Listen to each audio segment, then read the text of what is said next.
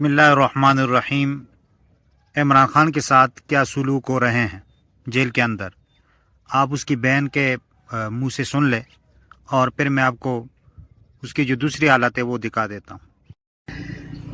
عمران خان نے کہا کہ جو ایک قیدی کی سہولیات ہیں وہ بھی مجھے نہیں دی جا رہی، جو ان کا قانونی حق ہے وہ بھی نہیں دیا جا رہا۔ ان کو کتابیں دینی ہوتی ہیں، ہم 11 کتابیں دے کے گئے ہیں 8 دن پہلے، ان کو وہ بھی نہیں مہیا کی گئیں۔ ان کے بچوں سے ایک دفعہ بات کرائی گئی ہے 3 مہینے پہلے، 7-8 مہینوں میں عمران خان کی اپنے بیٹوں سے بات ایک دفعہ ہوئی ہے۔ وہ جو چیز مانگتے ہیں ان کو نہیں دی جاتی۔ اور کیا ان کے جو جیل انتظامیہ کا کام ہے، جو کورٹ آرڈرز ہیں ان کا کام ہے کہ جو ان کے ڈاکٹرز ہیں ان سے ان کا چیک اپ کروایا جائے، وہ بھی نہیں کروایا جا رہا۔ تو آپ یہ دیکھ سکتے ہیں ان کے وکیل جب جانا چاہتے ہیں ایک کو اندر جانے دیتے ہیں، باقیوں کو باہر بٹھا دیتے ہیں۔ تو یہ مسلسل عمران خان کو آئسولیٹ کرنے کا طریقہ ہے۔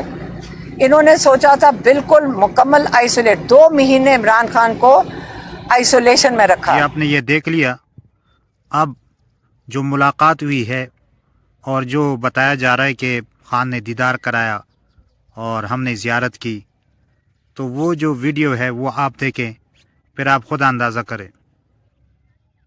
ایک پارٹی کی لیگل پولیٹیکل فنڈ ریزنگ ہے، اس کا نام ہے تحریک انصاف، باقی ساروں کی 2 نمبر۔ اور ابھی تک افسوسناک بات یہ ہے کہ جو چیف الیکشن کمشنر ہے یہ ان کی فنڈنگ کے سامنے لے کے آ رہا، جبکہ ہائی کورٹ نے کہا ہوا کہ سب کی اکٹھی سننی چاہیے۔ یہ اس لیے نہیں کر رہا کیونکہ یہ ان کا گھر کا آدمی ہے اور یہ ایک بائسڈ آدمی ہے، اور اس لیے اگر وہ سامنے لے آئے گا تو قوم کو پتہ چل جائے گا کہ کس کی لیگل پولیٹیکل فنڈ ریزنگ ہے، کس کی نہیں۔ باقی پارٹیوں کے بھی یہی مسائل ہیں۔ تو یہ بھی آپ نے دیکھ لیا، اس میں تو پہلے حالت سے بہتر نظر آ رہا ہے اور اتنے صاف ستھرا حالت میں ہیں۔ یہ اگر کوئی اور جیل جو ہم سمجھتے ہیں کہ جو عام لوگ ہوتے ہیں، میں تو سمجھ رہا تھا کہ یہ اسی حالت میں ہوگا، لیکن جب میں نے یہ دیکھا تو مجھے عجیب سا لگا۔ لوگ کہہ رہے کہ وہاں تو سہولیات نہیں ہے اور یہ کس حالت میں ہے، بات سمجھ نہیں آتی کیا ہے سچ، کیا ہے جھوٹ، کیا ہے۔ آپ اس بارے میں کیا کہنا چاہتے ہیں وہ آپ اپنے رائے کا اظہار کیجئے گا۔